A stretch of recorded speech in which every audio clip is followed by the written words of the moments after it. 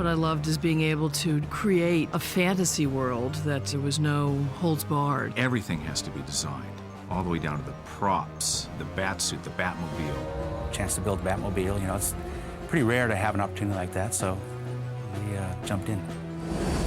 In Batman, you want to take people to a world that they don't go to every day. The fun of any of these is that you're doing something that nobody has done before in the way that you're going to do it.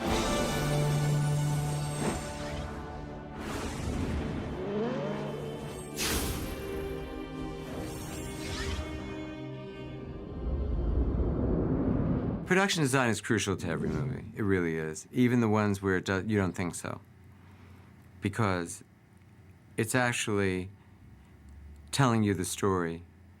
I mean, the place, the day, the weather, the storefront, the restaurant, the apartment is telling you so much information. Your eye gets so much information. It's as important as casting.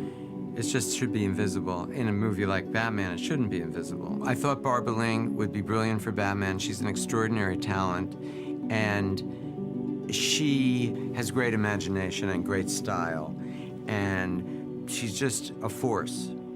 And I thought Gotham City would be designed by a force. My job is really to bring the visual elements to create an overall world so that by the time costume starts and other departments, there is a look, there is a coloration to it, and there's research and imagery and drawings to be able to give to the other departments.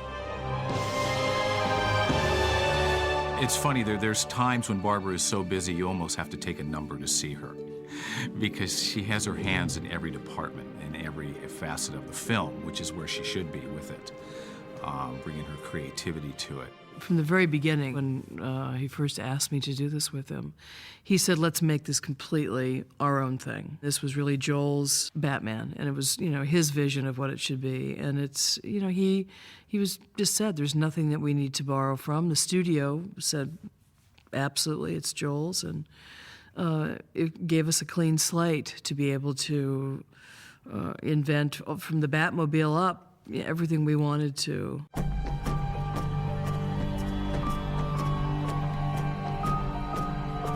My only suggestion to her was that we do faces and figures in the city so that the city had a personality. I didn't want it to be just monolithic or Gothic structures. I wanted it to have some life to it. I feel we became very organic in the nature of the human anatomy.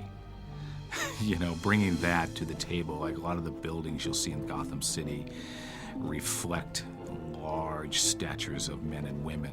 I think, in a way, when you ever think really of Gotham, obviously, when the comics were first being written, was for New York. And, you know, because New York in the 30s was giant and grand. So all the sense of scale of the sets, the proportions of the buildings, statues are all heightened to be bigger than man. The idea was to keep it very much a sense you don't know where you are, you don't know, it could be any time period, it could be. I mean, that's very much what Gotham to me is about, is that you can never really pinpoint it.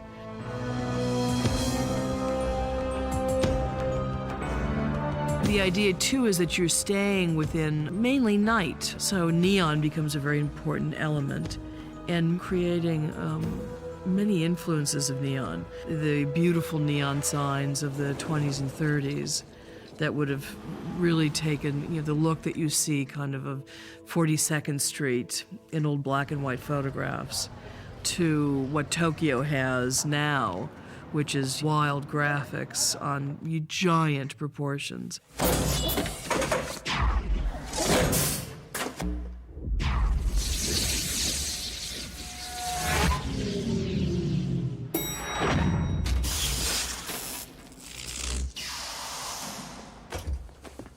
The Batcave was very modernized. You know, it had the hydraulics so the car could come up. It was still a cave with bats in it, but it was much larger. I think we took the hangar where the Spruce Goose is, and that's where we built the interior of the Batcave. And there's so many elements that are going on within that one set. Not only do you just have the look of it, you know, the underground cave look, you have the positioning of the Batmobile, you have the turntable that it sits on, you have the moat that's around it. We just took things that you've seen before, which was, there's always been a screen in the Batcave for Batman to sort of monitor what's going on. We just made it larger. Also, technology was changing so dramatically. You know, this was 1994, so we took advantage of that. The Batcave evolved on the same level of the first time. First of all, we wanted to really see a full Batcave because they'd played it smaller or just more down, you know, very few scenes in the Batcave in the original two. And we wanted to do big scenes, so we went, you know, much larger.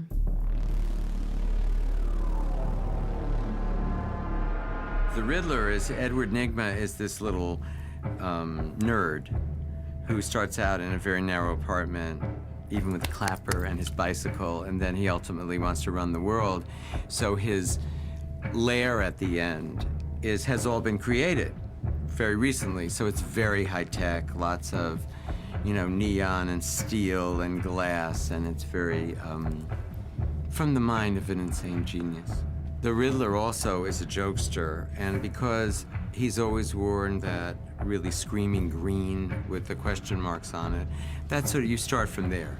You start from the green and sort of, you know, move out from there. He's an incredible challenge, the Riddler, because, you know, we knew what we were starting him in, but then, you know, what is his world? And it evolved from like a little power plant, but then you had to have a core, and then this kind of globe, and then, you know, it evolved and evolved to become this kind of mad world of his. And of course, you know, I can't tell you how many question marks were made to before the ultimate question mark.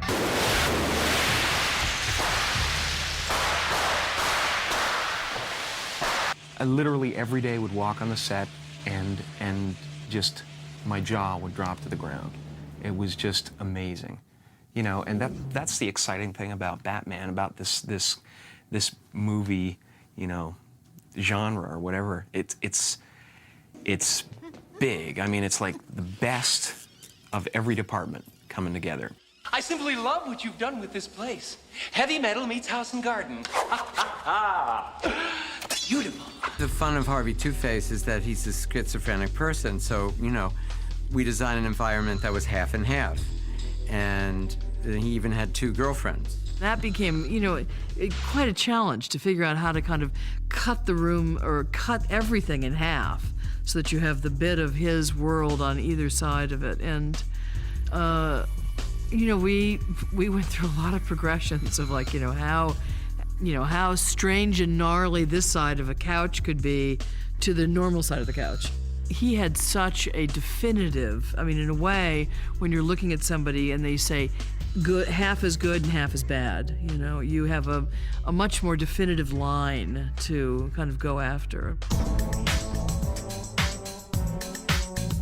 The great thing about Joel is he gave us a vision, you know, in terms as the team, you know, and the team was Barbara Ling, Tim Flattery, and Charlie and I, and a couple of our guys who were really ingenious designers as far as the vehicles went.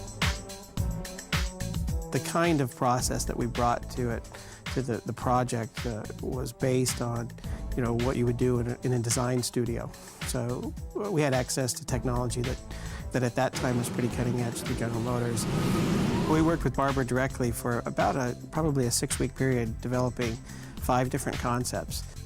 There wasn't a lot of excitement with those 5 models, and Joel just wasn't feeling good about it, so he sent us back to start over again. I don't think he felt like something spectacularly different, which was interesting for me because I had worked on the original 5 models. The Batmobile in Batman Forever was the inspiration of that was really Giger. You know, Joel was very loved the idea of it being something more organic. He was inspired by a leather fetish magazine, of all places. That's probably going to get cut, but it was really organic, really animal driven. It wasn't automotive. Yeah, he wanted it to feel like it was a living, breathing entity, not necessarily a car. We showed it to him and he loved it. It was a multi-layered vehicle. It's 3 principal layers of vehicle, one on top of the other. And what we did is a clay model, full-size clay model, and modeled each level, made a mold, and then modeled on top of that the next level, made molds of that, and worked to the 3rd level, and then finally had the sets of tooling. So we actually, in volume, did 3 cars to make one. We actually did 2. There was a stunt car and a hero car. It has to be fast. You know, it's a Batmobile, and we used a high-performance V8 engine that's a racing motor, so it had plenty of horsepower. Steering wasn't always a big issue, although there are times when it has to do stunts, and that's why we build 2 cars. One that's designed specifically, doesn't have an interior, it has a different roll cage, you know, to be used in the stunt. Hours, I believe that car, the 2 of them completed, probably had about 8,000 man-hours on it.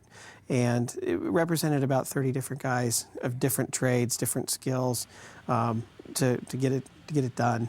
It was such a fast schedule, and the car was so complex, no one knew what it looked like until the day we put it together, which was a couple days before filming. So I started out, you know, brown hair, now it's more gray, and that happened pretty much in about 6 months.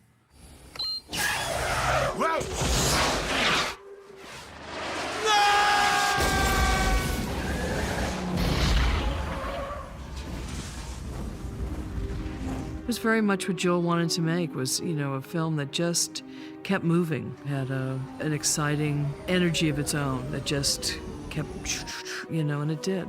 Everything good is hard. And I think you have to enjoy what you do, and I do, and I did. It's everything. They're just choices to hopefully entertain you. There's no, you know, deep, dark intention except to entertain. It's to make as interesting and entertaining a Batman movie as you can.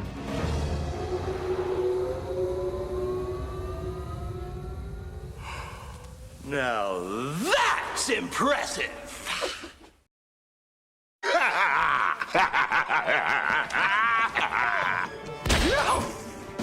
I love the science of the make-believe. I'm very happy to do anything that's not normal. Spank me. We had the most amazing group of technical people you could probably assemble under one roof. We started slapping that stuff on, and all of a sudden, you know, things started happening, and the next thing you know, the freaking character was born. Half your face is purple, half of it's made out of latex. It may look just exactly like you, but it becomes an instrument of illusion.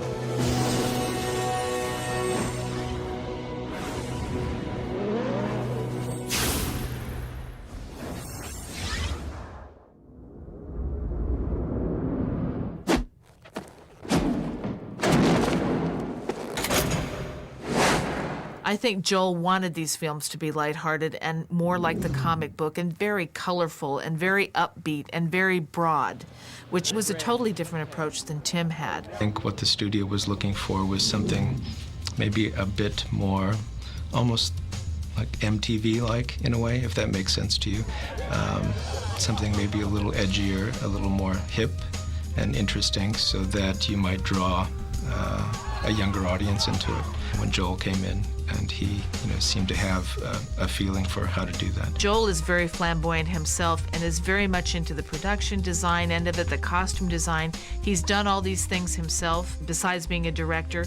So he's really in tune with all the artistic flair of a film. So he's a really good director to work with in that he allows you to get crazy and do wild things and be, you know, just off the wall.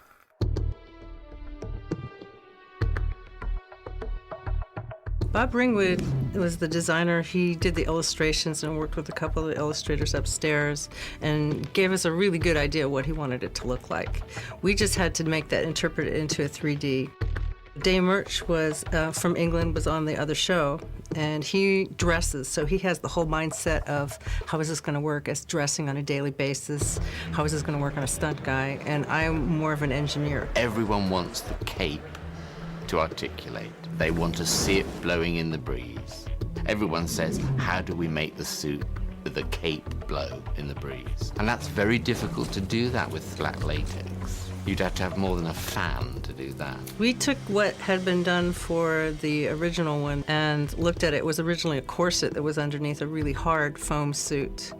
And we wanted to make something sleeker and something closer fitting to the body, and also something that where the hood came down, it integrated into the cape, so you couldn't really see where it ended and disappeared. It was a pretty big leap from to the Val Kilmer from the original Michael Keaton costume. We also engineered a bunch of different kinds of costumes, like one for sitting in the car so that he didn't have to wear everything to just do the close-ups. We put ventilation in the back of the suits if the back part wasn't going to be seen, so that he could be cooler. And then we had to do things, boots with lead plates in the soles so that the feet would sink when they were in the water, because otherwise they just bob like a cork. Nobody enjoyed wearing them, quite honestly, because in what's to enjoy, and what actor really wants to be covered up completely and only show his eyes and his mouth? Nobody that I know. Val Kilmer had a much more statuesque figure. That was his biggest contribution for us. It just was much easier for someone who was over 6 foot and thinner to make the suit look good, to be statuesque. I knew it was like something, and it just wouldn't come to me what it was. And one day I realized, in one magical moment, it's like being old. No one talks back to you when you're talking. You can't hear. You can't go to the bathroom. It's a long list of things that you can't do anymore when you're in the bat suit. But it looks good. I need a name. Batboy, Nightwing. I don't know. What do you think? What's a good sidekick name? And the Robin costume is based on Errol Flynn's costume for Robin of Sherwood, which is the year Robin was introduced into the comics. But then to take that rather show-busy, rather garish costume in primary colors and to render it in that beautiful metallic, luminescent finish in those muted tones was just stunning. It was basically the same technology. The only thing that's really different is the size of the suit and the color when it was painted at the end. So it went through the same track, through the same people, through the same hands. It was just, on different body forms. Joel really wanted the Robin character to be a heartthrob for the young teenage girls, obviously. So Chris was not really used to being kind of like as edgy as we wanted to make him. So, I had him get his ear pierced, so he wore an earring, because we didn't want to put a phony one on him because it just looked too cheesy. I had him with a little bit of, dark eye makeup on, and we gave him that really cute, edgy little haircut. And I think he came off really cute, and I think he was quite a heartthrob, with his black leather jacket and the whole, shebang. Let me try. Balls, Phil. Out of the vest. Reach way back. Reach way back. Search yourself. Ow! Jim Carrey's Riddler costume was kind of fun. We had a big flat cutout shape body that we would shove into the leotard, and with all the question marks marked on it. And then put that whole thing through the heat press machine, so all the question marks would come out in the same place. Because we had lots of them. There were maybe like 50 of these green tights to get them all to come out in the exact same place.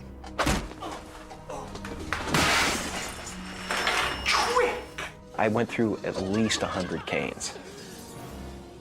Just snapping them in two, breaking them over my shoulder, breaking them on my elbow. And I just walked around with it for ages, breaking cabinets and taking chunks out of the ceiling and just everywhere. And they're heavy. They're monster things. It's like a shillelagh. Jim Carrey's character went through quite a transition during the film, and his makeup, Cheryl Patak, did a wonderful job of designing all these different looks for him as he transformed.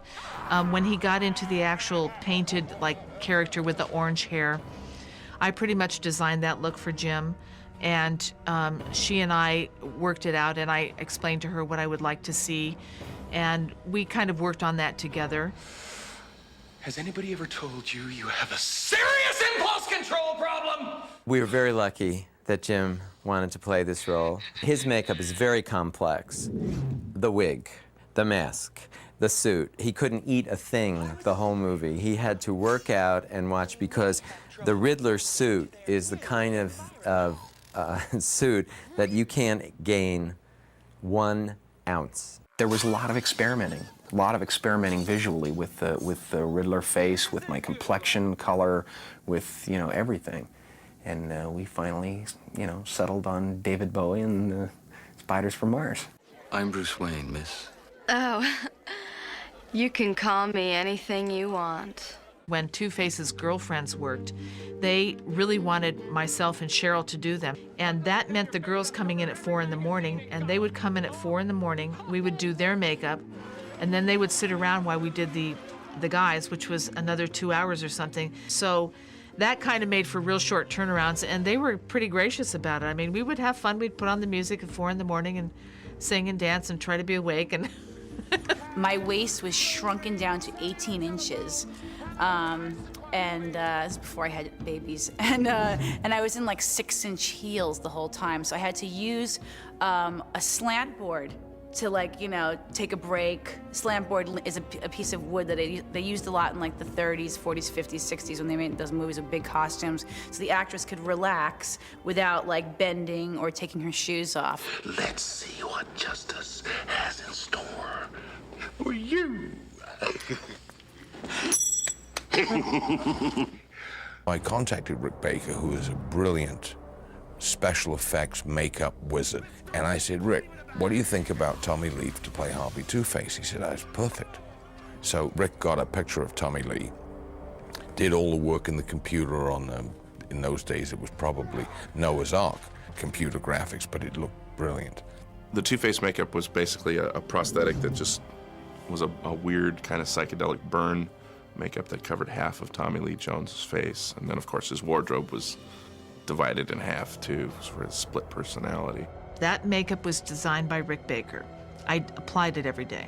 You know, Rick brought the makeup to me. It showed me how it was going to be. We did a little tweaking in it, simply because when we first see Harvey's Two-Face character, he's shot in a lot of red light, so he kind of just disappeared. We built this makeup job, and we did it little building block by building block by building block. The novelty was meant to be experienced by the audience, not by me. The first piece was, the headpiece was glued onto a vacuum form plate, which we actually glued Tommy's hair down, and then the actual glue that we used in his hair, which is called Gaffquat, stuck the helmet piece on. And from there, we glued all the other pieces onto it. I think there was 5 pieces. The part of Harvey Two-Face started out taking 4 hours for makeup, and we smoothed the process out over time that ultimately wound up taking about 2 hours. You know, it's not going to be an hour makeup job this time, Tommy. It's going to be a long time. And he goes, that's all right, I can be bought. And I said, okay, I'm going to remember that. Who the hell are you? I'm Batman. There were so many other makeups in this movie, and so many big gang scenes and different groups of people. We had a scene in an alley where Robin steals a car and takes off and winds up in this alley that's all day glow. Well, all the characters that come out of these walls and the rooms and the windows and down the things all had to be done in these really wild day glow paint makeups. Well, a lot of the stuff didn't show up unless it was in black light, like the alley was lit. So what we did was we had black lights installed in the makeup trailer, and we would turn them on and off so we could read the makeups to see what we were doing. So that was kind of a fun and new thing that I had never done before, and I don't know that anybody else working on the film had ever done it either. Ladies and gentlemen, boys and girls of all ages, welcome to the greatest show on earth. I just thought, wow, this is going to be wonderful. I mean, circus, this everything.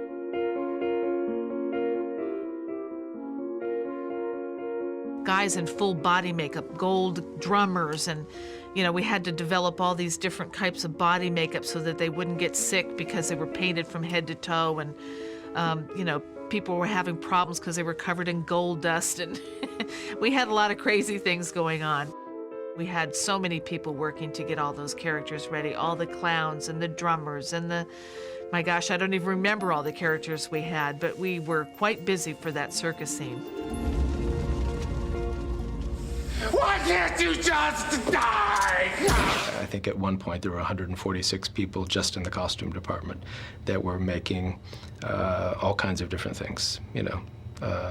You would throw an idea out there, throw a concept out to these people, and you would get any number of different ways that you could have what you want thrown back at you, which is, you know, really unheard of anymore. Bob Ringwood is the best designer to work for. He is incredibly creative. He knows how to pick people who know how to do what they do, and he gives them an idea, says, this is what I want. He gives you a really specific illustration, you know exactly what the costume is supposed to look like, and he comes and talks to you, and then he goes away and lets you do it. I really feel that entertainment and lighthearted, fun movies are a lot more enjoyable, obviously, to go see than, you know, a heavy drama. I sort of think that's sort of the kid in me is just perpetual. My mother used to always say to me, my poor baby thinks every day is Halloween, and I think she was right, because it seems like almost every film I do involves doing something make-believe, which, that's not bad.